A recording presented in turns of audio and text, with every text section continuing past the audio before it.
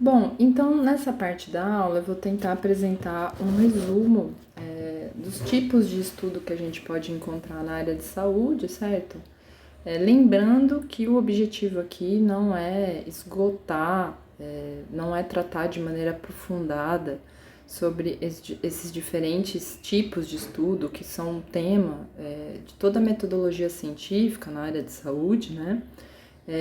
Lembrando que o objetivo aqui é apresentar uma terminologia, um vocabulário básico para que principalmente aquelas pessoas da área técnica saibam identificar alguns termos básicos que eventualmente eles vão esbarrar na literatura especializada da área da saúde. Então, aqueles que já são da área da saúde, que julgam que esse tema é muito trivial, podem simplesmente pular essa parte da aula, ok?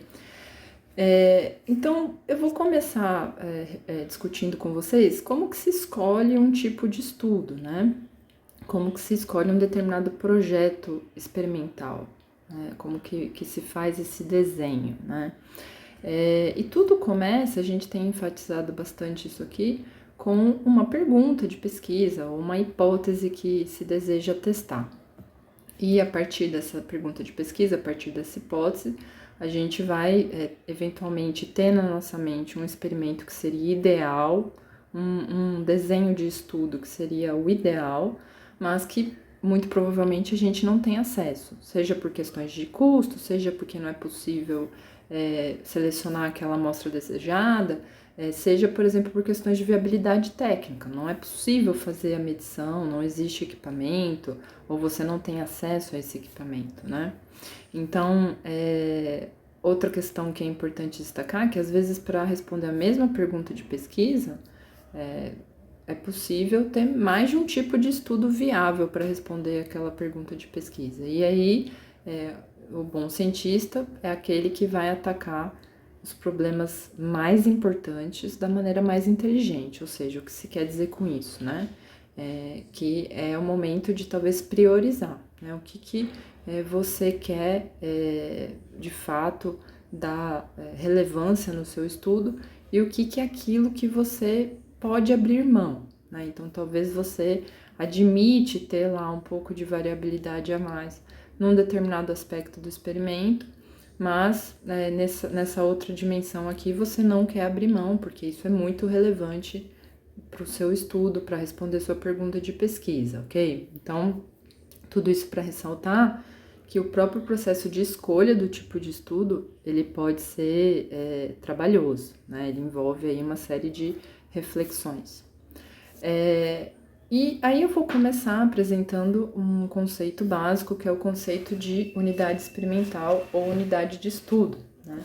Então, uma unidade experimental ou unidade de estudo é a menor unidade na qual se pode conduzir um experimento, né? Então, por exemplo, na medicina, a gente pode estar falando de indivíduos, né? Então, vou lá e dou uma droga para um determinado indivíduo e para o outro indivíduo eu não dou a mesma droga, né? Então, essa é a minha unidade experimental. Estou falando de pessoas, de indivíduos.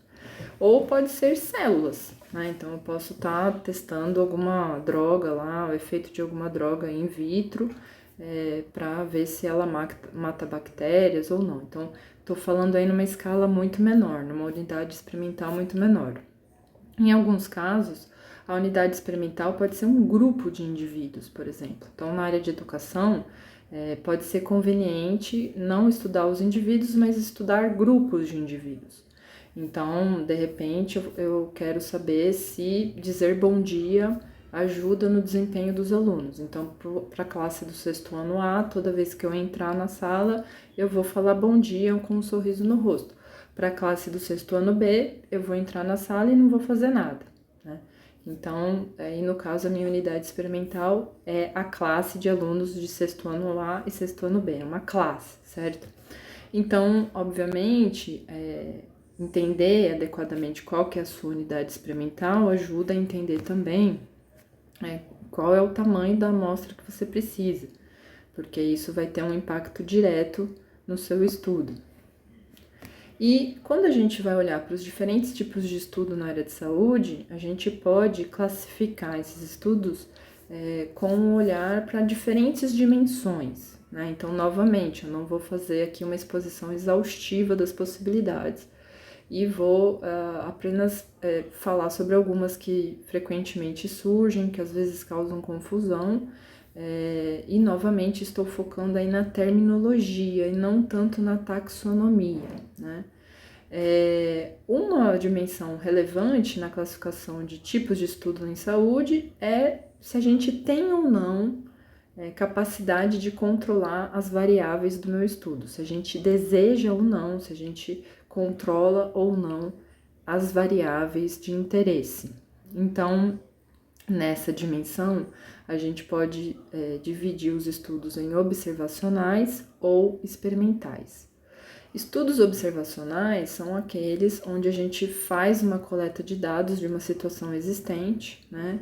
E, idealmente, a coleta de dados não interfere com o sistema que está sendo observado, né? Então, o estudo observacional, ele não tem a intenção de interferir no sistema que está sendo observado.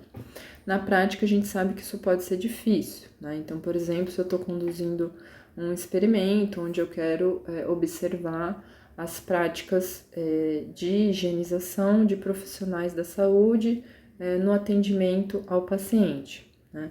Então, a gente sabe que, na prática, quando as pessoas sabem que estão sendo monitoradas, elas passam a refletir mais sobre as suas ações, elas podem se tornar mais cautelosas.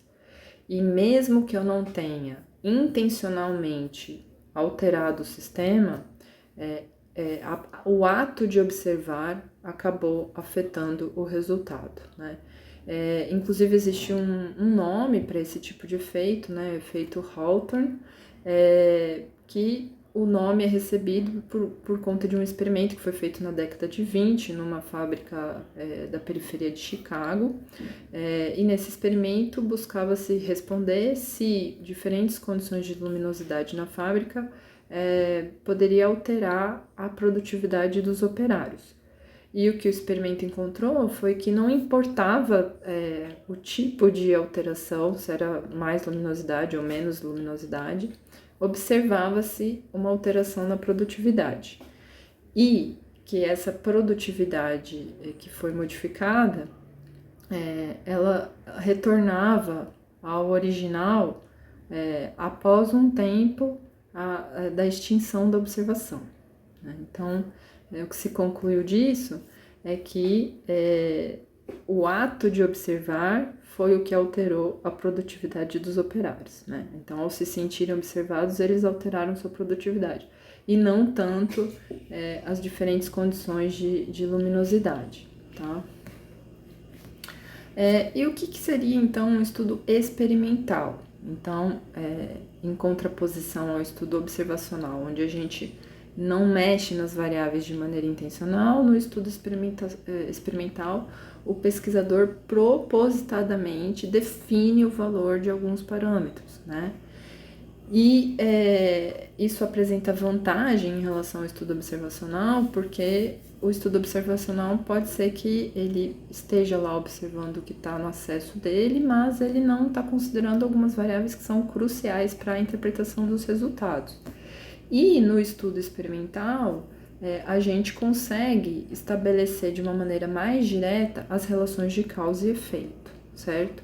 Então, se eu dei bom dia e foi a única coisa que mudou, né? A produtividade aumentou, versus a classe em que eu não dei bom dia e todo o resto estava igual à classe que eu dei bom dia, e a produtividade se manteve a mesma. Então, eu posso começar a estabelecer uma relação de causa e efeito, onde dar bom dia melhora a produtividade, algo nessa linha, né? Então, o ato de eu tentar manter todo um conjunto de variáveis fixo e só alterar uma única variável que eu controlo e observar um efeito associado de maneira mais direta faz com que eu estabeleça essa relação de causa e efeito, que eu consiga explicar o fenômeno, né? Então, é importante destacar, no entanto, que experimentos controlados, né, esses experimentos onde eu tento fixar vários termos e variar um único termo que está sob meu controle, eles são mais fáceis de serem realizados nas ciências físicas, né? Fácil não tem nada nessa vida, mas nas ciências físicas é mais fácil conduzir ou planejar esses experimentos do que nas ciências biológicas, né? Estamos falando aí de uma grande variabilidade dos indivíduos, né? E aí, por esse motivo, o próprio ato de randomização da amostra, ele se torna muito relevante, né? Por quê? Porque se em cada unidade experimental eu já vou contar com uma variabilidade ali biológica, né? Portanto, eu vou ter flutuações dos meus resultados. Se eu aumento a amostra e eu randomizo ela adequadamente, essa é uma boa estratégia para que eu consiga diminuir o impacto dessa variabilidade, né? Então, a randomização nos estudos experimentais é algo chave, certo? Nem sempre acessível ou nem sempre conveniente, talvez às vezes muito custosa, mas ela é altamente desejada. E aí eu vou, como eu disse, apresentar alguns termos para simples familiarização. Então, a gente pode falar, por exemplo, de um experimento laboratorial. Um experimento laboratorial, como vocês podem imaginar, é aquele que é conduzido em condições em que as condições do ambiente, né, podem ser controladas. Ou seja, a gente consegue ter um ambiente experimental mais propício para alguns estudos. Então, é possível controlar, por exemplo, a temperatura do laboratório, a qualidade do ar, a umidade, né? Então, a gente pode pensar, por exemplo, em experimentos com animais. Então, todos esses animais vão estar submetidos às mesmas condições de temperatura, qualidade do ar, umidade. Então, a gente já diminui um pouco as possíveis variabilidades associadas ao ambiente, né? E aí você varia uma única variável, por exemplo, a dieta dos animais. Então, essa vai se tornar a sua variável de controle do experimento. A gente pode falar também de experimentos comparativos. Então, note, não estou falando de taxonomia aqui. Então, não é que eu tenho um experimento laboratorial ou um experimento comparativo. A gente pode ter experimento laboratorial comparativo. Estou ressaltando aqui, eu estou apresentando alguns termos, né? Então, um experimento comparativo é aquele que compara 2 ou mais tratamentos, né? Ou os níveis de uma variável, ou duas ou mais técnicas, né?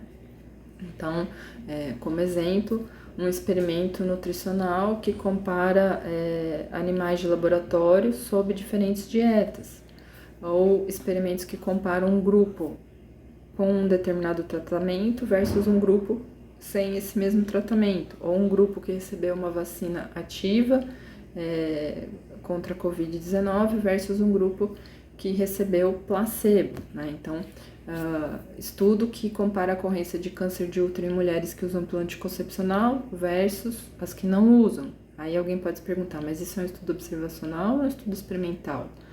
Então, vai ser experimental quando? Se eu selecionei esse grupo, randomizei e dei para uma determinada parcela pílulas anticoncepcionais, para outra parcela dei eventualmente placebo e acompanhei esse grupo ao longo do tempo para ver se ele desenvolveu ou não o câncer de útero. Então, aqui eu já introduzi o conceito de placebo. O que é o tratamento placebo?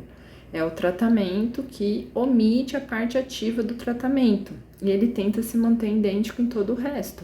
Então, para um grupo vai receber a pílula anticoncepcional, o outro vai receber a pílula de farinha, né? Então, sem a parte ativa.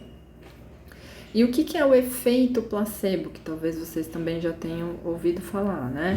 O efeito placebo, ele acontece quando você observa o efeito hipotetizado, o efeito esperado, mesmo quando a pessoa não recebeu o tratamento ativo, né? Então, questões psicológicas interferem na observação desse efeito que supostamente não era para acontecer porque a parte ativa não estava presente, tá? A gente pode também introduzir os termos de experimento cego ou duplo cego. Então, o experimento cego é aquele que, quando eu vou lá participar dos testes da vacina do Butantan, eu não sei se a vacina que eu vou estar recebendo é a vacina de fato ativa ou se é a vacina placebo. Mas quem está aplicando saberia. Então, essa pessoa sabe o que ela está aplicando em mim. No experimento duplo cego, tanto eu não sei o que estou recebendo, quanto quem está administrando o tratamento também não sabe, tá? E talvez alguns de vocês já tenham esbarrado com esses termos, por exemplo, quem já submeteu algum artigo científico para uma conferência internacional, por exemplo, e teve que passar por uma revisão cega, né? O que é uma revisão cega? Quando eu submeto o artigo, eu tiro lá meu nome, eu tiro qualquer referência à universidade que eu participo, da onde que vem esse estudo, né? E eu submeto. A pessoa que está revisando, então, ela não sabe o que ela está revisando, ou melhor, ela não sabe a origem, né, desse artigo. Ela não sabe se foi homem ou mulher que escreveu, não sabe se o artigo está vindo de uma universidade latino-americana ou uma universidade europeia. Ela é obrigada a analisar o artigo pelo seu conteúdo, né? E eu também não sei quem é esse meu revisor. Na hora que eu recebo a revisão, eu não sei quem revisou. Vai aparecer lá como revisor 1, revisor 2, né? Então, esse aí acaba sendo, não necessariamente uma revisão duplo cego, mas partes do processo são cegas, ok? Então, só para destacar que talvez vocês já tenham esbarrado com esse tipo de terminologia. Uma outra dimensão que a gente pode classificar os tipos de estudo em saúde é a dimensão temporal. Então, aqui eu vou introduzir os conceitos do que é um estudo transversal, em inglês vocês vão encontrar como cross-sectional, né? E o que é um estudo longitudinal, sendo que um estudo longitudinal pode ser retrospectivo ou prospectivo. O estudo transversal é aquele que eu defino uma janela temporal, um instante de tempo, certo? E aí eu vou tirar uma fotografia dos meus grupos de estudo naquela janela temporal, naquele instante de tempo, e depois eu vou comparar esse resultado. Então eu restringo a minha análise àquela fotografia que eu tirei daquele momento, certo?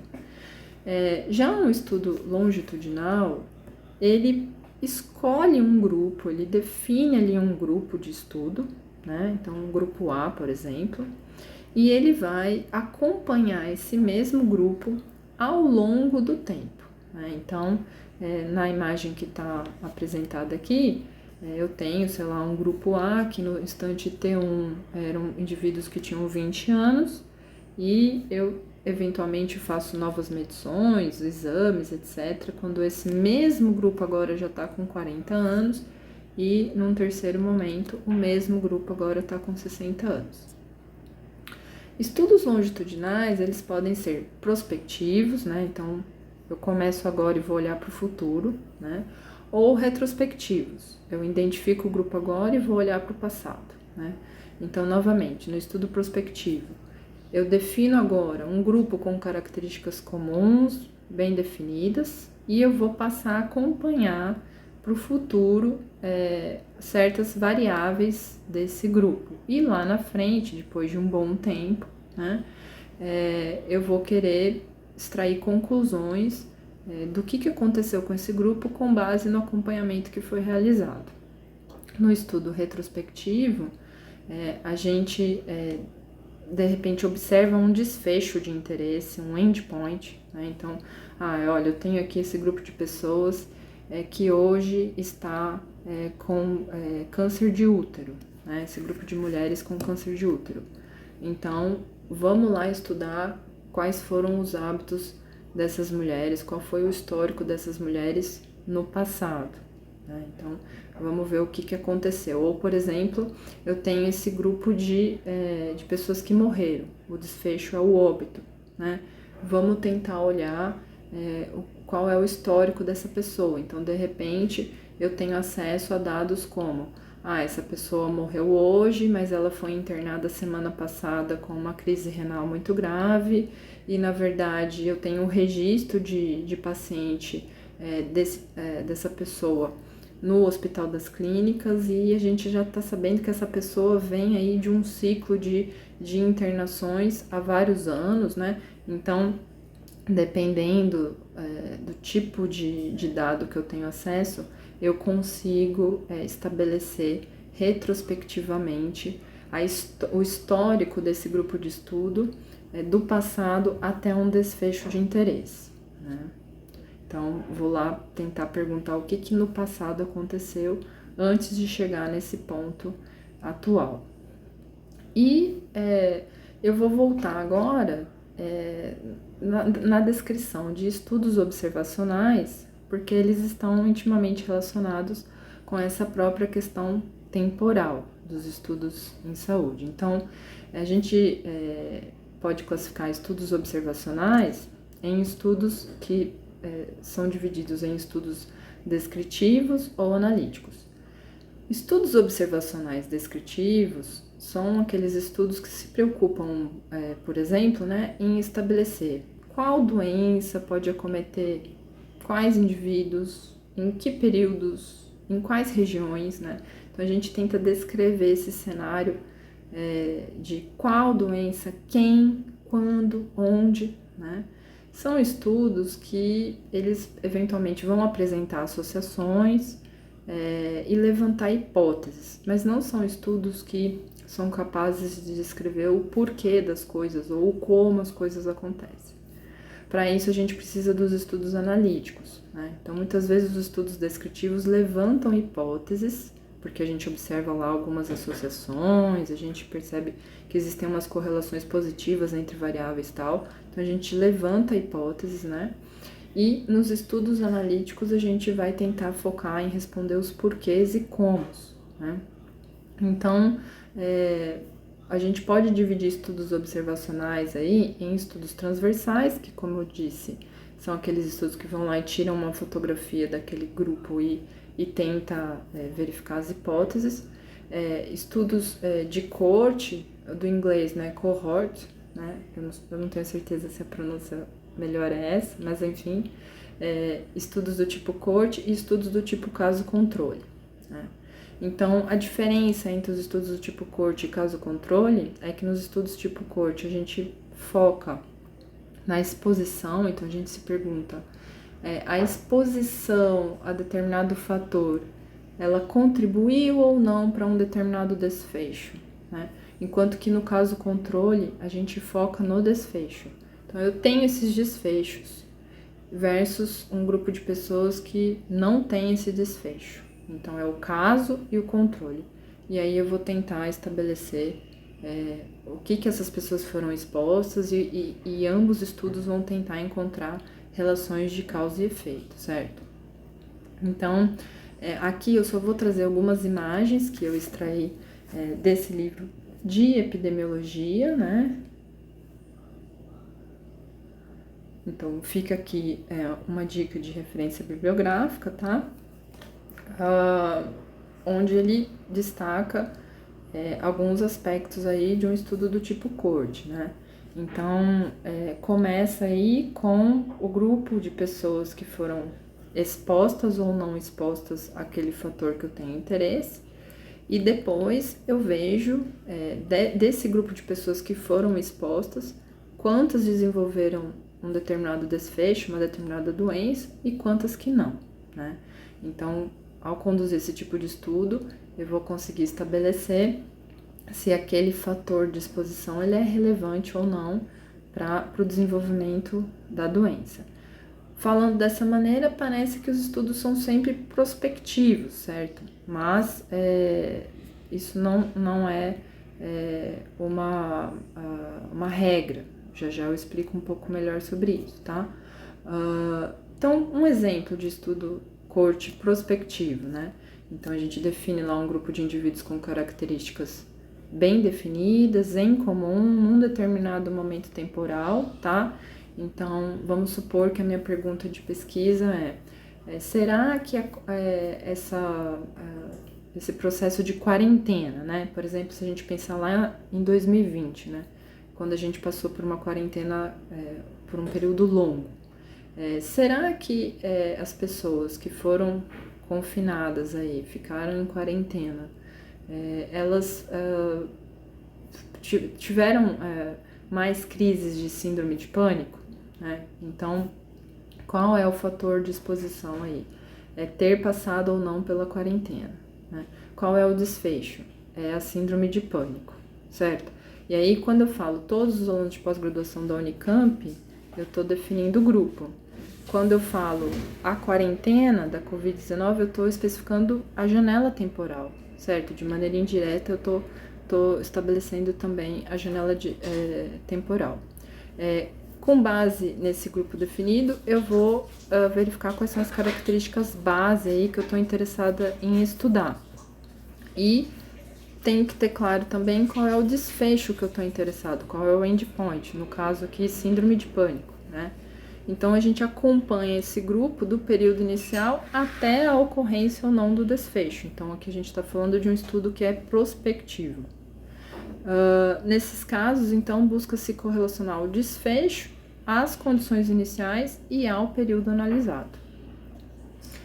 Como que seria possível fazer isso de maneira retrospectiva? Então, isso só é possível de fazer de maneira retrospectiva se, por um acaso, a gente tem ali bases de dados disponíveis do passado que deixam claro os fatores de exposição que esse grupo de indivíduos de estudo estiveram expostos ou não. Estudos caso controle agora, falando um pouco sobre isso, né? Então, como eu disse anteriormente, o foco é no desfecho. Então, a gente pode ter aqui, separar em casos, ou seja, indivíduos que desenvolveram de fato uma doença, versus o grupo controle, que são os indivíduos que não desenvolveram a doença.